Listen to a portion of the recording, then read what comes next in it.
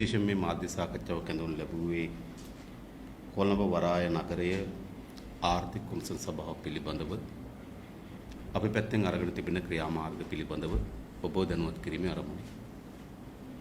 විශේෂයෙන්ම මෙම වරාය නගරය සංවර්ධනය කිරීම සඳහා සැලසුම් කොට තිබෙන ආර්ථික කොමිසම් සභාව මීට පෙරත් අපි පෙන්වා දෙනු ලැබූ පරිදි අපේ රටේ ව්‍යවස්ථාවට අපේ රටේ දැනට සම්මත කොට තිබෙන නීතීන් ගණනාවකට පටහැනිව ක්‍රියාත්මක කරන්නම් බවට යෝජනා වී තිබෙනවා. ප්‍රධාන වශයෙන් ගත්තොත් අපේ රටේ දැනට පාර්ලිමේන්තුවේ සම්මත කොට තිබෙන ප්‍රධාන පනත් 7ක් නගර සභා ආඥා පනත, ආයෝජන මණ්ඩල පනත, එවැගේම ක්‍රමෝපායක සංවර්ධන පනත ඇතුළු වැදගත් පනත් 7ක් මෙම වරාය නගරයේ කොමිසම් සභාව බලපදේශයට අදාළ වෙන්නේ නැහැ. ඒ වගේම තවත් වැදගත් පනත් 14ක් දේශීය ආදායම් පනත, වැට්බදු පනත, සමුදල් පනත් ගණනාව ඇතුළු පනත් 14ක් මෙම වරාය නගරය ආර්ථික කොමිසම් සභාව තුල මුළුමනින්ම නිදහස් කිරීම හෝ අර්ධ නිදහසක් ලබා දීමට යෝජනා වී තිබෙනවා. ඒ වගේම මෙම බල ප්‍රදේශයේ කිසිදු නගර සභාවකට, පළාත් සභාවකට හෝ අවම වශයෙන් කොළඹ දිස්ත්‍රික්කයටත් ඇතුළත් නොවිච්ච ප්‍රදේශයක් බවට පත් වී තිබෙනවා. ඒ වගේම අපි දන්නවා අපේ රටේ ඕනෑම ප්‍රදේශයක් පාලනය වීමේදී ජනතාව විසින් තෝරාපත් කරනු ලබන නියෝජිතයන් විසින් තමයි පාලනය කරනු ලබන්නේ. හැබැයි මෙම ආර්ථික කොමිසම් සභාවට යටත් වෙන බල ප්‍රදේශයේ අක්කර 1115ක් කිසිදු ජනතාව විසින් තෝරාපත් කරගනු ලබන නගර සභාවකට හෝ ප්‍රාදේශ සභාවකට හෝ පළාත් සභාවකට යටත් වෙන්නේ නැහැ. ඒ මුළුමනින්ම ජනාධිපතිවරයා විසින් පත් කරනු ලබන 5 දිනකට නොඅඩු 7 දිනකට නොවැඩි කණ්ඩායමක් අතර මේ මුළු බලය ලැබෙනවා. ඒ වගේම සාමාන්‍ය ශ්‍රී ලාංකිකයන්ට මෙම බල ප්‍රදේශයට ඇතුළත් වී ආහාර පාන ගන්න පුළුවන්, චිත්‍රපටි ශාලා තියෙනවා චිත්‍රපටි බලන්න පුළුවන්. හැබැයි ඔවුන් යම් භාණ්ඩයක් එම බල ප්‍රදේශයෙන් අරගෙන ලංකාවේ මේ බල ප්‍රදේශයට ඇතුළත් වෙනවා නම් බදු ගෙවිය යුතු තිබෙනවා. ඒ සාමාන්‍ය වෙනත් රටක සිට තවත් රටකට අපි භාණ්ඩ ගෙන යාමේදී බදු වලට ඇතුළත් වෙනවා හා සමාන නීතියක් මේ යෝජනා කරලා තිබෙනවා. ඒ වගේම මෙම බල ප්‍රදේශයේ වැටුප් විදේශීය වැටුප් වලින් බොහෝ දුරට යුවාන් වලින් ගෙවිය යුතුයි කියලා නිර්දේශයන් මෙම පනත ඇතුළත් වී තිබෙනවා. ඒ වගේම විශේෂයෙන් ගත්තොත් ඔබ දන්නවා අපේ රටේ ස්වාමියා සහ සේවකයා අතර කොමිසම් සභාව සහ එයත් එක්ක ගිවිසුමට එළඹුණු යම් සමාගමක් වූ කොමිසම් සභාව හා ඒ අය සමග එළඹුණු යම් පුද්ගලයෙකුට හෝ ආරවුලක් ඇති වෙනවා නම් එය ආරවුල විසඳීම සඳහා ජාත්‍යන්තර බේරුම්කාර මණ්ඩලයක් යෝජනා කොට තිබෙනවා. ඒ නිසා මේ සියල්ල ගත්තාම බැලු බැල්මට ශ්‍රී ලංකා රාජ්‍යයට පටහැනි අපේ භූමියට ඇතුළත් නොවන විශේෂ බල ප්‍රදේශයකට මේ බල ප්‍රදේශ හඳුන්වා දී තිබෙනවා. විශේෂම අපි දන්නවා මේ වන විටත් එම බල ප්‍රදේශයේ ඉඩම් වලින් 80%කට ආසන්න ප්‍රමාණයක් අයිතිව තිබෙන්නේ චයිනා හාබර් සමාගම. චයිනා හාබර් නම් චීනයේ සමාගමක් වෙත තමයි ඒ ඉඩම් වලින් බහුතර ඉඩම් ප්‍රමාණයක් ඇතුළ අයිතිව තිබෙන්නේ. ඒ වගේම මෙම සමාගම අපි දන්නවා පහුගිය කාලේ විවිධ දේශපාලකයන්ගේ ඡන්ද ව්‍යාපාර වලට සල්ලි ලබා දුන් බව ඇමරිකානු පුවත්පත්වල වාර්තා වෙලා තිබුණා. ඒ වගේම සල්ලි ලබා දුන්නේ කාටද? ලබා දුන්නු චෙක් අංක ලබා දුන්නේ කවදාද කියන කරුණු පිළිබඳ මම විසින්ම පාර්ලිමේන්තුවේ දීර්ඝ විස්තරයක් ඉදිරිපත් කළා තිබුණා. ඒ නිසා මේ මුළුමනින්ම චයිනා හාබර් සමාගමේ ඉල්ලීම සහ ඔවුන්ගේ බලකිරීම මත තමයි මෙම ආර්ථික කොමිසම් සභාව පිහිටවනු ලබන්නේ. මේ ආණ්ඩුවේ ආර්ථික සංවර්ධන උපාය මාර්ගයට අනුරූපී වන පරිදි පිහිටවන්නක් නොවේ. චීනයේ ජාත්‍යන්තර දේශපාලන ආර්ථිකම උවමනාවන් එක්ක පෙළගැහිමක් ලෙස තමයි මෙම ආර්ථික කොමිසම් සභාව යෝජනා වී තිබෙන්නේ. මේ කිසිසේත්ම රටේ ආර්ථිකය පිළිබඳව රටේ අනාගතය පිළිබඳව කල්පනා කරලද සංවර්ධන උපාය මාර්ගයක් වෙනුවට චීනය තමන්ගේ භූදේශපාලනික සංවර්ධන උපාය මාර්ග වෙනුවෙන් සකස් කරන ලද ව්‍යාපෘතියකට තමයි මේ පණ පොවන්න හදන්නේ ජනාධිපතිවරයා සහ මේ ආණ්ඩුව. එනිසා අපි දන්නවද වෙනකොට ලෝකේ භූදේශපාලන විශාල ගැටුම් පවතිනවා. ඉන්දියාව සහ චීනය අතර විශාල ගැටුමක් පවතින බව රහසක් නොවේ. අපි කවරෝ එක් රටකට වඩාත් ඇඟැලුම් පාමින් ඔවුන්ගේ ජාත්‍යන්තර භූදේශපාලන ව්‍යාපෘතියේ ගොදුරක් බවට ලංකාව පත් කිරීම සඳහා කටයුතු කරනවා නම් ඊට අනෙක් පාර්ශ්වයෙන් එල්ලවිය හැකි තර්ජනද අතිමහත් විශාලයි. ඒ නිසා මේ රටේ අනාගතය පිළිබඳ තීරණාත්මක අවස්ථාවක් කියලා අපි කල්පනා කරනවා. අපි දන්නවා ජනතාව ඡන්දෙ දීලා පාලකයෝ පත් කරගන්නේ වර්තමාන ව්‍යවස්ථාව අනුව ජනාධිපතිවරයාගේ දුර කාලය අවුරුදු 5යි. මේ ආණ්ඩුවේ පාර්ලිමේන්තුවේ දුර කාලය අවුරුදු 5යි. ඒ නිසා සාමාන්‍යයෙන් අපි දන්නවා ඔවුන් අපේ රට පිළිබඳ බාරකාරයි. ඔවුන් කිසිසේත්ම අපේ රටේ අයිතිකාරයෝ නෙවෙයි. දිගු කාලයක් අපේ රට අහිතකර ප්‍රතිවිපාක ගෙනත් දෙන මෙවැනි බලපදේශයන් මෙවැනි චීන ප්‍රාන්තයන් ගොඩනැගීම සඳහා කිසිදු ජනවරමක් ගෝඨාභය රාජපක්ෂට හෝ ඔහුගේ ආණ්ඩුවට නැති බව උන් තේරුම් ගත යුතුයි. ඒ නිසා තමයි මෙය උතුරේද දකුණේද දුප්පත්ද පෝසත්ද සිංහල දෙමළ මුස්ලිම් ભેදකින් තොරව අපි සියලු දෙනාටම අයිති රට.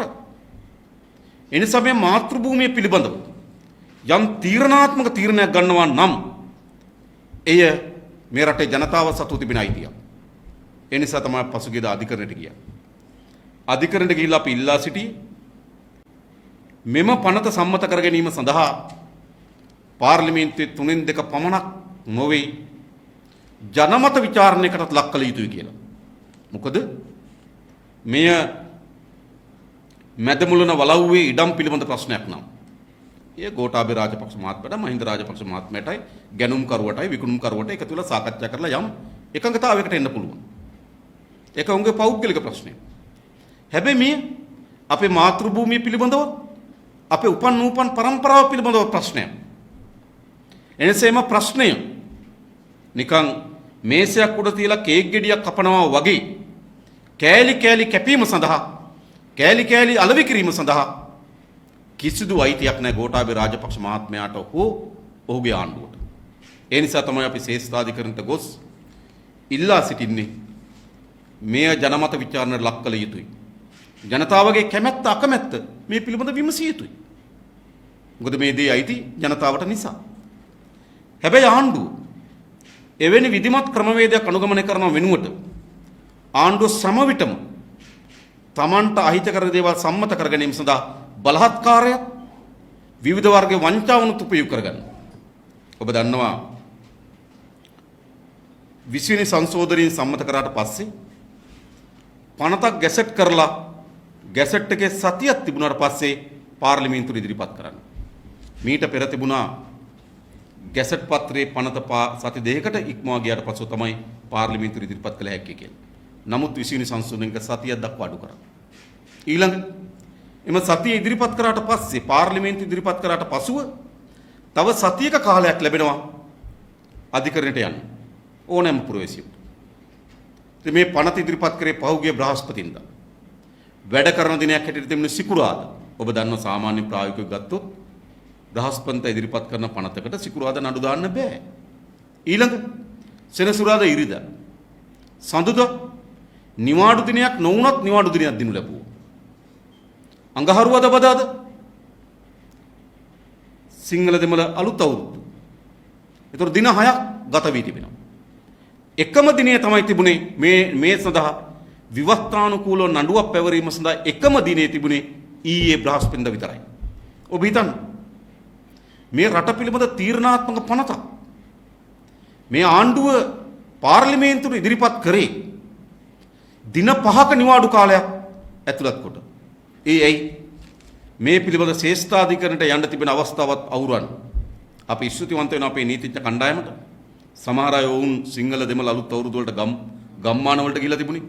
ඔව් ගම්පියසිට නැවත කොළඹට ඇවිල්ලා මේ පිළිබඳව සාකච්ඡා කරලා ඊයේ අපිට පුළුවන්කම තිබුණා නඩුවක් පවරන්න.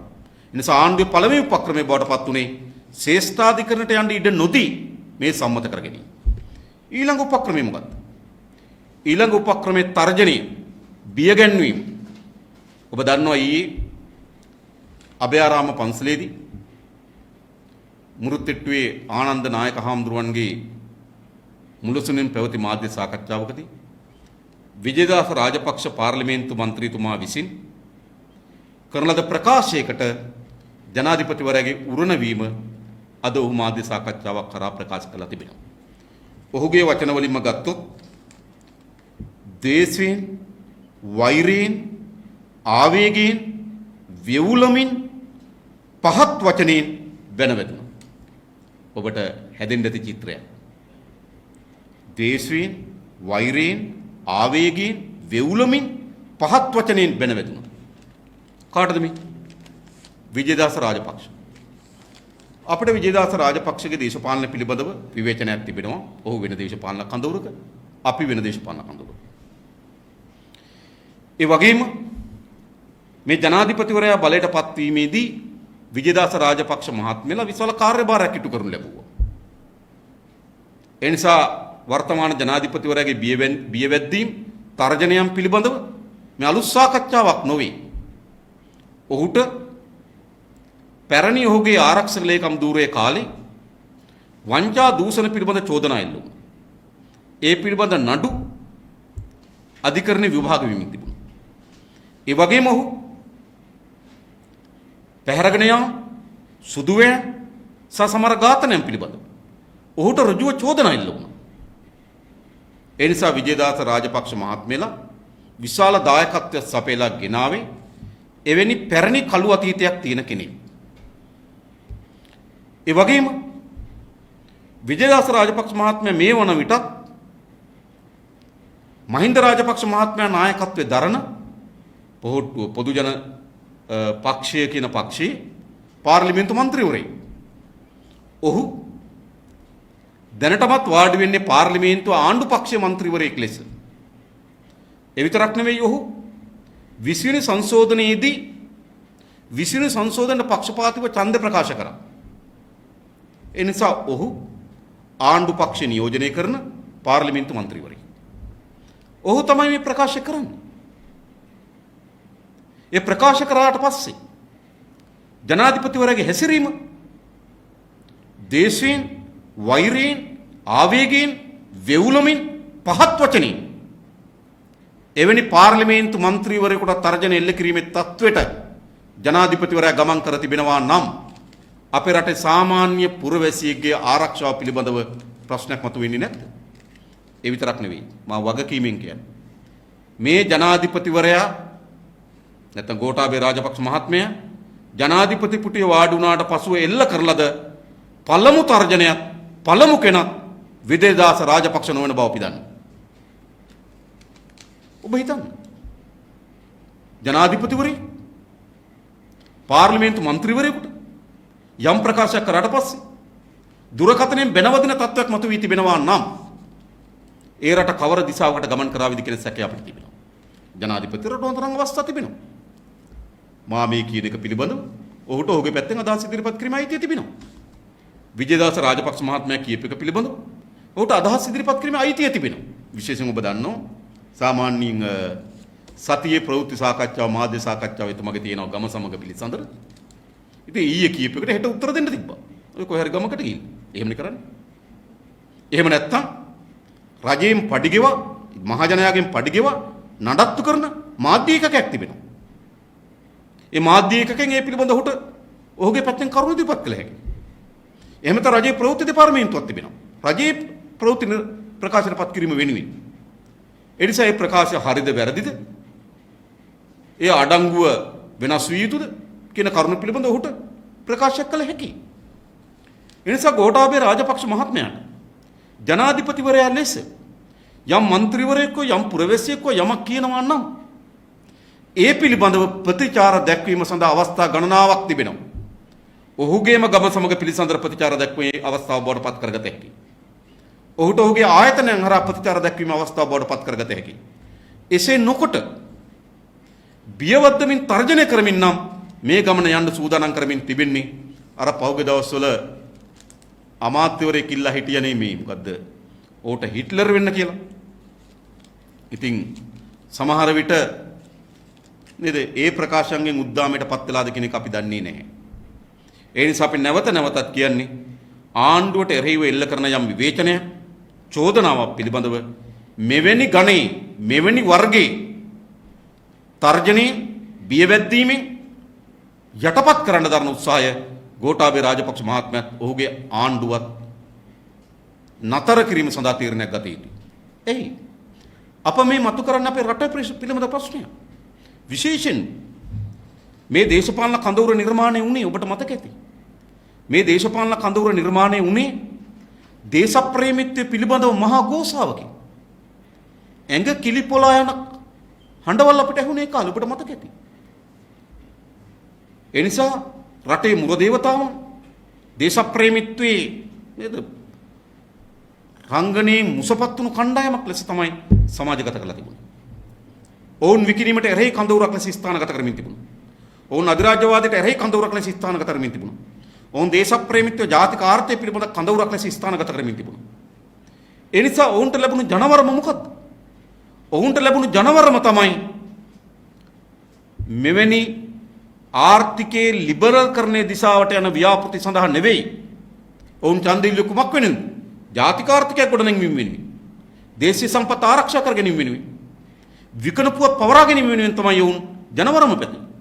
ඒක තමයි ගෝඨාභය රාජපක්ෂ මහත්මයා පිටුපස දැනුවත් හෝ රැවටීමෙන් හෝ වැරදීමෙන් හෝ තිබෙන ජනවරම ඒක. ඒ නිසා ඔවුන්ගේ මේ ව්‍යාපෘතිය ඔවුන්ම බලයට පත් කරලාද ජනවරමටත් එකඟ නොවන ඔවුන්ගේ ජනවරමටත් පිටුපාම බවට මේ ව්‍යාපෘතිය පත් වී තිබෙනවා. විශේෂයෙන්ම අපේ ආර්ථිකය දමා දන්න සමහර අය ඉන්න පුළුවන්. මෙවැනි ලොකු ව්‍යාපෘති ගේනවා නම් මෙවැනි සහන ලබා දී යුතුයි කියලා. තර්කයක් කියනවා. හැබැයි ඔබ දන්නවා මේ වන විටත් අපේ රටේ විදේශීය ආයෝජනයන් කැඳවා ගැනීම සඳහා අපි එකඟ නොවුනත් විශාල බදු සාහනයන් සහ අනිකුත් යටිතල පහසුකම් ලබා දී හැකි 52ක් තිබෙනවා. එකක් ආයෝජන මණ්ඩල පනත. ඒ සදා ආයෝජන මණ්ඩලය පිහිටවා තිබෙනවා. ඒ වගේම ඕනෑම වර්ගයේ බදු සහනයක් ලබා දීම සඳහා ක්‍රමෝපායක සංවර්ධන පනත තිබෙනවා.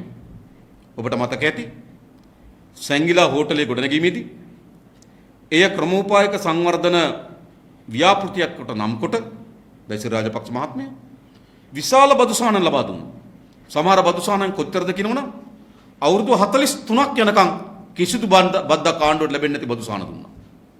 ඒ වගේ ඔබට මතක ඇති ජේම්ස් පැකර්ගේ සූදු ව්‍යාපාර ගේන්න හදන වෙලාවේදී ඒකට ආයෝජන මණ්ඩලයේ බාර අමාත්‍යවරයා ඒ වෙලාවේ බැසිල් රාජපක්ෂ මහත්මයා ඒ ව්‍යාපෘතිය ආවේ නැතත් ඒ ව්‍යාපෘතිය වෙන විශාල බදු සහන දෙන යෝජනාවක් පාර්ලිමේන්තුවේ සම්මත කරා. සමහර බදු අවුරුදු 28ක් මුළුමනින්ම බදු වලින් නිදහස් කරා. ඒ වගේම තව අවුරුදු 15ක් ලැබෙන බදු වලින් 50ක් දක්වා නිදහස් කරා. ඉතින් අවුරුදු 43ක් බදු සහන ලබා දුන්නා ජේම්ස් පැකර්ලට ක්‍රමෝපායක සංවර්ධන පනත උපයෝග කරගෙන. ඊළඟ රනිල් වික්‍රමසිංහ හම්බන්තොට වරාය විකුණනකොට විකුණලා ඉවර වෙලා පාර්ලිමේන්තුවට ගෙනාවා ක්‍රමෝපායක සංවර්ධන පනත යටතේ බදු සහන දෙන්න. ඒකත් අවුරුදු 43 දක්වා බදු සහන ලබා දෙන්න ලැබුවා. ඒ නිසා එවැනි බදු සහන ලබා දිය හැකි අපි එකක නොවුණා. අපි ඒ පනතට විරුද්ධ වුණා. ඒ ලබා දෙන බදු සහන වලට පාර්ලිමේන්තුව විරුද්ධ වුණා. හැබැයි එවැනි බදු සහන ලබා දීම පුළුවන් විශාල බලතල සහිත පනතක් තමයි ක්‍රමෝපායක සංවර්ධන පනත. ඒ වගේම අපේ ව්‍යාපෘති වේගවත් අධීක්ෂණය කරලා මෙහෙයවීම සඳහා ආයෝජන මණ්ඩලය තිබෙනවා. ඇයි පෝර්ට් සිටි එකට යම් ව්‍යාපෘතියක් එනවනම් ආයෝජන මණ්ඩලය හරහා යන්න බැරියයි? ක්‍රමෝපායක සංවර්ධන පනත හරහා පාර්ලිමේන්තුවට ගෙනලා බදු සහනක් දෙන්න බැරියයි? ඇයි එම කලාපයට විතරක් විශේෂ යෝජනාවක් ගෙනෙන්නේ? ප්‍රාදේශ සභාවට නගර සභාවට දිස්ත්‍රික්කයකටත් අයිති නොවන බල ප්‍රදේශ සභාවට පත් වෙන්නේ. වැටුප් ගෙවන්නේ විදේශීය මුදල් වලින් බවට පත් වෙන්නේ. බේරුම් කරන සඳහා ජාත්‍යන්තර මණ්ඩලයකට යන්න ඕන කියලා කියන්නේ. සියලු ආදායම් බදු පනත් වලින් නිදහස් වෙන්නේ. එම කලාපයෙන් එළියට බඩු අරගෙන එනවා නම් තීරු බදු ගෙවන්න සිද්ධ වෙන්නේ. මොකද්ද මේ කරලා තිබෙන්නේ? ඒ නිසා මේ චීනෙට උවමනා වෙන පරිදි තමගේ ජාත්‍යන්තර දේශපාලන උපාය මාර්ගී ගොදුරක් බවට ශ්‍රී ලංකාව පත් කර ගැනීම සඳහා දරන ප්‍රයත්නයක් තමයි මේක තිබෙන්නේ. ඒ නිසා තමයි අපි නැවත කියන්නේ මේක ජනතාවගෙන් විමසීමට ලක් කළ යුතුයි. මෙය ජනමත විචාරණයකට ලක් කිරීමකින් තොරව අනුමැතිය ලබා නොදී යුතුයි කියන ස්ථාවරය අපි ඉන්නවා. ඒ සඳහා අපි ශ්‍රේෂ්ඨාධිකරණයට ගොස් තිබෙනවා. 19 වෙනිදා නඩුවට මේ වන විටත් දින තීන්දුව කරලා තිබෙනවා. ඉතින් අපි බලමු. ශ්‍රේෂ්ඨාධිකරණයට අපි උත්සාහ කරනවා. අපේ රටේ ස්වරිභාවයත් අපේ රටේ අනාගතයත් ජාත්‍යන්තර දේශපාලනය අපි ගොදුරක් බවට පත්වීම වැළැක්වීම සඳහා අපේ රටේ මූල්‍ය පනතුත් අපේ රටේ ව්‍යවස්ථාවත් පිළිබඳ සැලකිල්ලට භාජනය කොට නිසි තීරණයක් නොවැම්බර් මාසෙ 19 වෙනිදා ලබා දෙවි කියලා අපි බලාපොරොත්තු වෙනවා. ඊට අමතරව මොන හරි තිබෙනවා නම් ඔබට විමසා දැනගන්න පුළුවන්. අප්‍රේල් මාසෙ 19 නොවැම්බර් නෙවෙයි. ඔව්.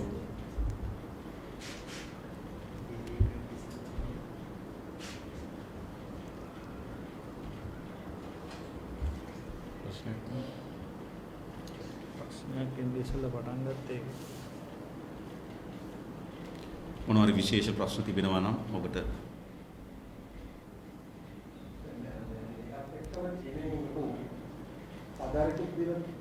ආධාරයක් නෙවෙයි නෑ. අපේ රටේ සිද්ධ වෙලා තියෙන දේ තමයි අපි විශාල විදේශ මුදල් හිගයක අද ඉන්නවා. විශේෂයෙන් මේ ආණ්ඩු දශක ගණනාවක් තිස්සේ අපේ රට පාලනය කරලා අද වෙනකොට අපිට බහණ්ඩ ආනයන කිරීම සඳහා අවශ්‍ය ඩොලර් ප්‍රමාණය අපිට ණය ගෙවීම සඳහා අවශ්‍ය ඩොලර් ප්‍රමාණයත් උපයා ගන්න බැරි ප්‍රශ්නයකට මුහුණ දී තිබෙනවා. ආසන්න වශයෙන් ගත්තොත් මේ අවුරුද්දේ අපි අපේ ඩොලර් ණය වාරිකය ඩොලර් බිලියන 8.4ක් වෙනවා. මුළු රටක් ලෙස අපේ විදේශ ණය වාරිකය. ඒ ආසන්න වශයෙන් ගත්තොත් හම්බන්තොට වරාය වගේ වරායවල් 8ක් අපි මේ අවුරුද්දේ අපේ ණය වාරිකයේ වශයෙන් ගෙවිය යුතු තිබෙනවා. ඒ වගේම අපිට ආනයන සහ අපනයන අතර පරතරේ ආසන්න වශයෙන් ගත්තොත් ඩොලර් බිලියන 9ක් වගේ තිබුණා. ඔබට බහණ්ඩ ආනයන කිරීම සඳහා ඩොලර් බිලියන 20ක් වැය වෙනවා. බහණ්ඩ අපනයන කිරීමෙන් ඩොලර් බිලියන 11ක් විතර ලැබෙනවා. ඩොලර් බිලියන 9ක හිගයක් තිබුණා. දැන් ආනයන සීමාකම් ඔක්කොම දැම්මා. ඔක 6කට වඩා අඩු කරගන්න බෑ. වාහන තානම් කරලා, කහ තානම් කරලා, ආමතර කොටස් තානම් කරලා, සුවඳ විලවුන් තානම් කරලා මොනවා කරත් අපේ ආනයන අපනයන අතර පරතරේ ඩොලර් බිලියන 6ක් දක්වා එනවා. 9 උපරිමනොත් 6ට අඩු වෙයි. ඒතර බිලියන 15ක් 14ක් විතර ප්‍රමාණයක් අපිට අතිරේකව අවශ්‍යයි. ඉතින් මේ මුදල් අපි හොයාගන්නේ කොහොමද? සංචාරක ව්‍යාපාරයෙන් අපිට විශාල මුදල් ප්‍රමාණයක් එන්නේ නැහැ. විදේශගත ශ්‍රමිකයන්ගේ යම් මුදල් ප්‍රමාණයක් ආවත් විශාල හිගයක් අපිට තිබෙනවා. ඒ නිසා අපිට බහණ්ඩ ගෙන්වා ගන්න බැරි විදේශීය බහණ්ඩ ආනයන කරන්න බැරි තත්වයක් හා අපිට ණය ගෙවා ගන්න බැරි තත්වයක් ඇතිවීමේ අනතුරක් තිබෙනවා. ඒ කියන්නේ අපේ රට බංකොලොත් කියන එක. අද වන විටත් ලැබී තිබෙන තොරතුරු අනුව තෙල් සංස්ථාව දැන්ට ගිලා තියෙන තෙල් සඳහා ඔවුන් රුපියල් වලින් තෙල් වික්කත් වෙනද පොලේ ඔවුන් තෙල් ගෙන්විය යුතු වන්නේ ඩොලර් වලින්. ලංකා බැංකුව සහ මහජන බැංකුව LC ඕපන් කරලා ඩොලර් ගෙවිය යුතු තිබෙනවා විශාල බිලියන 2කට වඩා අධික මුදල් ප්‍රමාණයක් අපිට ගෙවිය යුතු තිබෙනවා. අපේ විදේශ සංචාර ඩොලර් බිලියන 4 දක්වා පහත වැටලා තිබෙනවා. ඒ නිසා අපේ රටේ විදේශ ඒ කියන්නේ ඩොලර් වල විශාල අර්බුදයක් මතුවී තිබෙනවා. මෙන්න මේ අර්බුදයට අපි හිර කරා. විශේෂයෙන්ම මේ ණය පංගුවෙන් අද විශාල පංගුවක් චීනයේ ණය.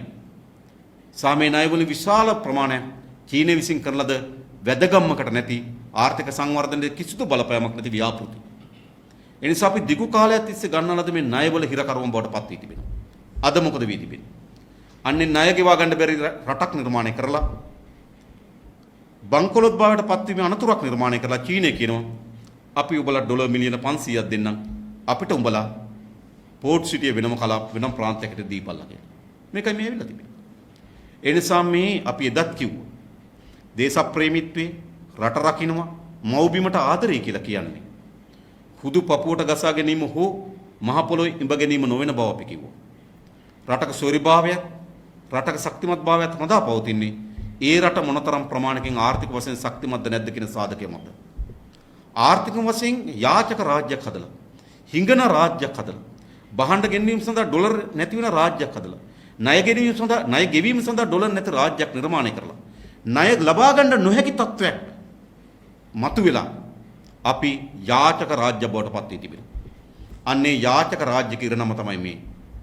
අද අපිට කියන්න සිද්ධ වෙනවා ණය ගෙවන්න ඩොලර් නැහැ චීනය අපිට ණය දෙන්න කියලා. ඒතර කියන්න සිද්ධ වෙනවා මොකද්ද?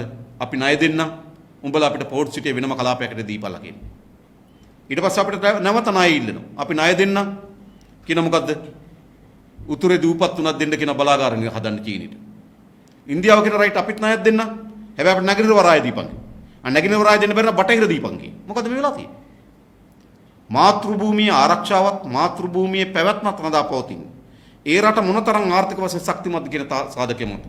එනිසා ඔබ කියන පරිදිම අද අපිට ඇති වී තිබෙන මේ ඩොලර් හිගේ වෙනුවෙන් අපි ඩොලර් හිඟා කෑමක අද චීනෙන් සහ ඉන්දියාවෙන් පෙළඹෙමින් තිබෙනවා. ඒ හිඟා ගන්නපත් වුණාට පස්සේ මෙවැනි භයානක වර්ගයේ ව්‍යාපෘති භයානක වර්ගයේ යෝජනා වලට යටත් වීම අර අන්විකල්පයක් නැති තත්වයකට අද රටපත් කොට තිබෙනවා. ඒ නිසා දීර්ඝ කාලයක් මේ පාලකයන් විසින් අනුගමනය කළද ආර්ථික ප්‍රතිපත්තියේ ප්‍රතිවිපාකවල ව්‍යසනයට අද අපේ රටේ මාතෘ භූමිය මුහුණ දෙමින් තිබෙනවා.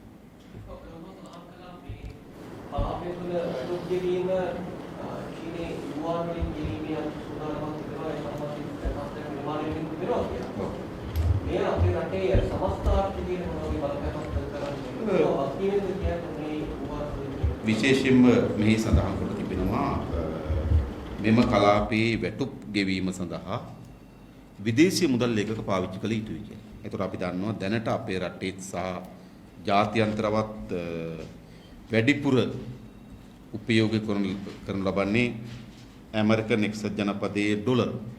නමුත් ඒසේ සඳහන් කොට නැහැ. මම ඔබට ඒ වාක්‍ය කියවන්නම්. පිටුව 33 35 වෙනි වගන්තිය.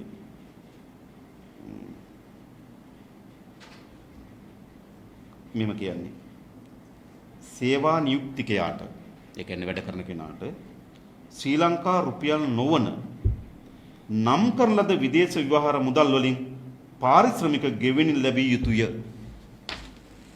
ඒ කියන්නේ මෙහි වැඩ කරන අයට ශ්‍රී ලංකා මුදලින් නොවන නම් කරන ලද විදේශ ව්‍යවහාර මුදල් වලින් පාරිශ්‍රමික ගෙවෙනු ලැබිය යුතුය. ඉතින් පැහැදිලි කරලා තිබෙනවා. ඒතර එතන සඳහන් කරලා නැහැ ඒ ඩොලර්ද යුවාන්ද ඉන්දියානු රුපියල්ද කියලා. නමුත් පැහැදිලිව සඳහන් කරනවා නම් කරන ලද විදේශ ව්‍යවහාර මුදල්. ඉතින් අපි බලන් ඉමු මොකද්ද නම් කරන්න කියලා. මේ කලාපේ. ඉතින් මේ කලාපේ වැඩිම පංගුව තියෙන චීනෙට නම් වැඩිම ඉඩම් ප්‍රමාණයක් අයිති ඔවුන්ට නම් ඉතින් බොහෝ දුරට යුවාන් තමයි.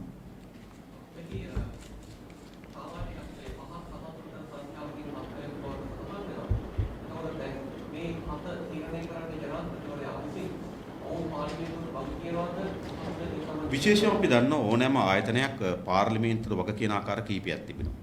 එකක් එම ආයතනය සඳහා මුදල් වෙන් කර ගැනීමේදී පාර්ලිමේන්තුවේ අනුමැතිය ඕන. ඒ කියන්නේ අපි හිතුවොත් සෞඛ්‍ය අමාත්‍යාංශය එහෙම නැත්නම් එයාලංකයක ඒ සඳහා සංවර්ධන යම් මුදල් වෙනවා නම් ඒ ඒකාබද්ධ අරමුදල වෙන් කර දීම සඳහා අයවැයකදී හෝ වෙනත් අතුරු යෝජනාවකදී මුදල් වෙන් කරලා දෙන්න ඕන. ඒක හැබැයි මේකට තමන්ගේම අරමුදලක් ස්ථාපිත කරගත හැකියි. සාමාන්‍යයෙන් ආණ්ඩුව වෙනින් උපයන හැම රුපියලක්ම ඒකාබද්ධ අරමුදලට එන්න ඕන. පාර්ලිමේන්තුව අනුමැතියකින් මුදල් වෙන් කරගන්න ඕන. හැබැයි මෙම ඒකාබද්ධ අරමුදලට නොයන විශේෂ අරමුදලක් තියෙනවා. ඒ නිසා එතනින් පාර්ලිමේන්තුවට ගැට ගැහෙන්නේ නැහැ මුදල් වෙන් කිරීම. ඊළඟ මුදල් විගණනය කිරීමේදී ඒ කියන්නේ ඕනෑම රාජ්‍ය ආයතනයක විගණනය කිරීමේ බලය තිබෙන්නේ පාර්ලිමේන්තුවේ විශේෂ පනතකින් සම්මත කරලා දීලා විගණන කොමිසමට. නැත්නම් විගණන දෙපාර්තමේන්තුවට. එතකොට මෙහි විගණනය කරනු ලබන්නේ ජාත්‍යන්තර පෞද්ගලික විගණන ඒකකය. ඒ නිසා විගණනයේ පාර්ලිමේන්තුවේ තියෙන ගැට ගැසිල්ලක් නැහැ දෙවෙනි කරුණ. තුන්වෙනි කරුණ ඕනෑම බල ප්‍රදේශයකට යටත් වෙන බදු පැනවීම හෝ බදු නිදහස් කිරීම හෝ පාර්ලිමේන්තුවේ අනුමැතියකින් කළ යුතුයි. මා කලින් ඔබට කිව්වා සැංගිලායකට හම්බන්තොට ව්‍යාපෘතියට ඊට පස්සේ අර කැසිනෝ ව්‍යාපෘතියට බදු සහන ලබා දෙනු ලැබුවේ පාර්ලිමේන්තු අනුමැතියකින්. එතකොට මෙම කොමිෂන් සභාවට ලබා දී යුතු බදු සහන පිළිබඳ ලබා දිය හැකි. එතකොට පාර්ලිමේන්තුවට බදු ලබා දීම වලිනුත් බැඳිලා නැහැ. ඊළඟ මෙම ඕනෑම ආයතනයක් පාර්ලිමේන්තුවේ රාජ්‍ය ගිණුම්කාර සභාව කෝප හෝ රාජ්‍ය පොදු ව්‍යාපාර කාර්ය සභාව කෝප් සභාවට කැඳවිය හැකි. හැබැයි මෙම ආර්ථික කොමිෂන් සභාව පාර්ලිමේන්තුවට කැඳවන්න බෑ. කෝප් සභාවට හෝ කෝපයකට. ඒකෙන් කියන්නේ මොකක්ද? මුළුමනින්ම අපි දන්නවා අපේ රටේ මධ්‍යගතභාවය නිර්මාණය කළා තියෙන මේ පාර්ලිමේන්තුව. රටේ හැම පළාතකම තෝරාපත් වෙන ජනතාව මේ පාර්ලිමේන්තුවට නේද? සියලු පළාත්වල ජනතා නියුත්තේ මේ පාර්ලිමේන්තුවට එනවා. ඒ වගේම මේ පාර්ලිමේන්තුවේ සම්මත කරන ඕනෑම නීතියක් සියලු බලපදේශ වලට යටත් වෙනවා. හැබැයි මෙතෙන් සිට අපේ පාර්ලිමේන්තුවේ සම්මත කරන ලබන නීතියක් යටත් නොවන කලාපයක් තිබෙනවා. පාර්ලිමේන්තුවේ බැඳීමක් නොවන කලාපයක් තිබෙනවා. පාර්ලිමේන්තුව විසින් තමයි මධ්‍යගතභාවය ගැට ගහලා තිබෙන්නේ.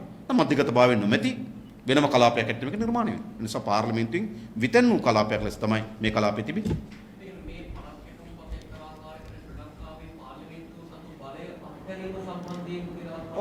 ඔව් පාර්ලිමේන්තුවල මුදල් වෙන් කිරීමේ බලය, මුදල් පරීක්ෂා කිරීමේ බලය, මුදල් එක් රැස් කර ගැනීම සඳහා බදු පැනවීම බලය මේ සියල්ල අත්හැරලා තියෙනවා. ඒක තමයි අපි හොයමින් ඉන්නවා. දැනට අපිට සාකච්ඡා වෙමින් තිබෙනවා චීනී හොංකොන්. ඒ හොංකොන් නමුත් ඒකේ සම්බන්ධයෙන් හා සමාන ලෙස සාකච්ඡාවක් තිබෙනවා. අපි අවසන් වශයෙන් මේ පිළිබඳව දින කළන්නේ. නමුත් මේක මුළුමනින්ම බැලුවොත් අපිට හරි පැහැදිලි. අපේ රටේ පවතින මුළු නීති පද්ධතිය සහ අනිකුත් රෙගුලාසි පද්ධතියින්ට පරිබාහිරව ගොඩනැගෙන ආයතනය.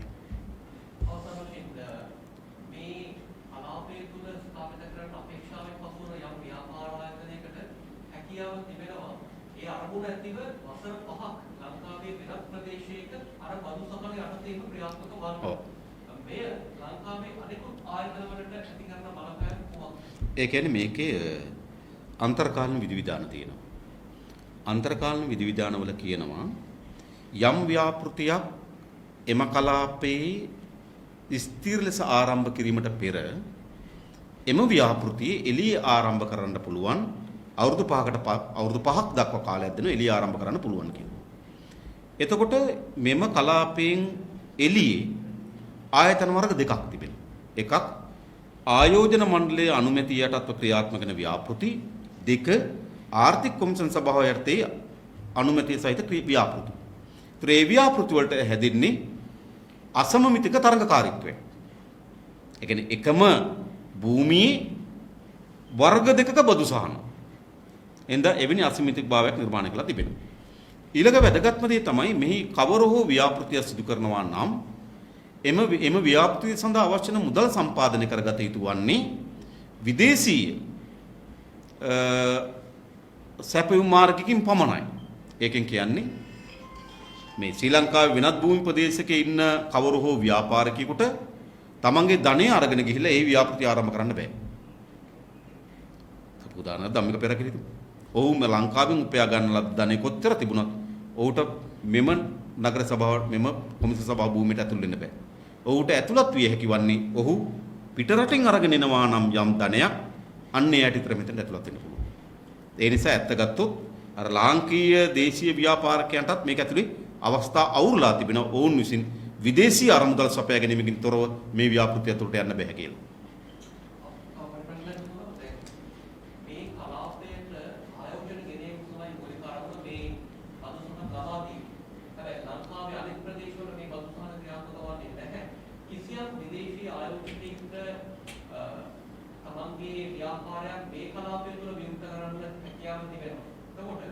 ලංකාවේ අනෙක් ප්‍රදේශවලට විදේශ ආයෝජකයන්ගේ ආකර්ෂණය අවම වීමක් සිදු වෙනවා මේ කලාපයේ ප්‍රවර්තන වීම තුළ මේ බඳු සහන් ලැබීම තුළ මේ තත්ත්වය රටේ අනාගතයේදී රටේ ආර්ථිකයට බරපතල තරණයක් ඇති වෙනවා නේද? මොකද ආයෝජකයෝ බහුතර වශයෙන් මේ කලාපයට පමණක් වීම තුළ මේ බඳු සහන් මේ ආර්ථික ප්‍රතිපත්තිය අපි නොපිළිගන්නවා වුණත් මේ ආර්ථික ප්‍රතිපත්තියේ මූල ධර්මයක් තමයි සමතරඟකරුව.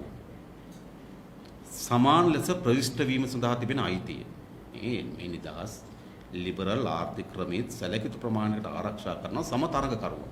හැබැයි මේකෙන් නිර්මාණය වෙන්නේ සමතරඟකරුවන් නෙවෙයි අසමමිතික තරඟකරුවන්. ඒ නිසා ඔබ කියූප එක ඇත්ත.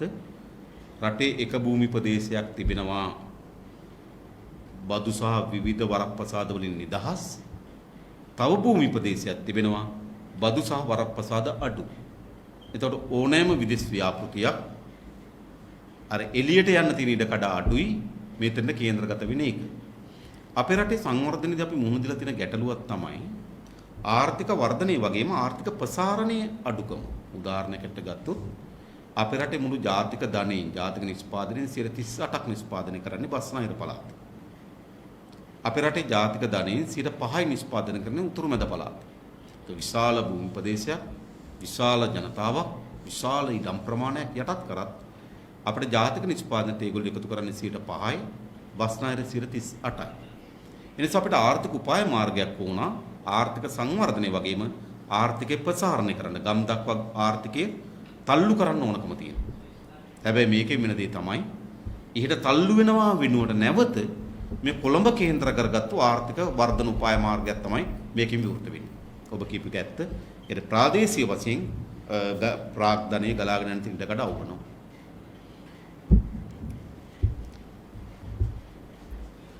ඊට අමතරව